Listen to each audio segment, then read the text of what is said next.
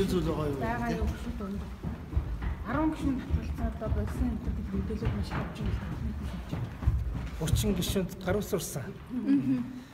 Өөрхийн гар ус зурсан зураг гар усхнаас татгалзна гэсэн тийм ойлголт байхгүй.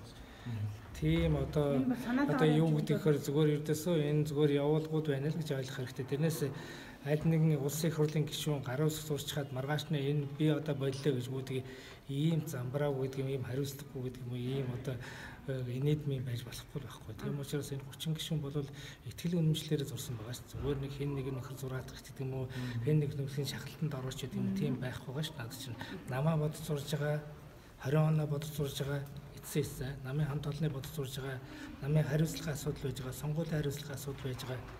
Энэ бүгд байж байгаа 60 тэрбум асуудал энэ энэ бүгдийг зэслэх хэрэгтэй байгаа шүү дээ. Тийм учраас дургу байгаа учраас зурж байгаа болохоос биш ямар наадах чи ямар тэрнээс одоо юу гэдэг хэн нэгнээр шахуулаад юм уу дарамтлуулаад зурж байгаа юм байхгүй.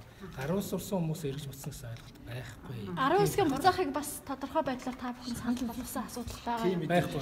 Тийм. Өөр амжилтын талаар мэдээлэл өгч. Яг ямар хүн болж байна? Амаргүй хүн болгонд өөр өөрөөр саналуудыг хэлж जैन 65 гишүүн байж байгаа 60 туулаад өөр өөрөөр санаа оноо бодлуудаа хэлнэ. Тэгээд эцэст нь бол энэ манаа нам бол дотроо юмнуудаа ярьж хагаад нэг зөв шийдэл гаргаад яваасаа л гэж бодчих. Харин эвдрээд өнгөх болов эсвэл бүр эвдрэлцээд энэ хурлаас гарах болов гэж харж байна уу? Эвдрэлцэн гэхээсээ илүү зөв шийдэл хүрээсэй л гэж бодчих. За баярлалаа.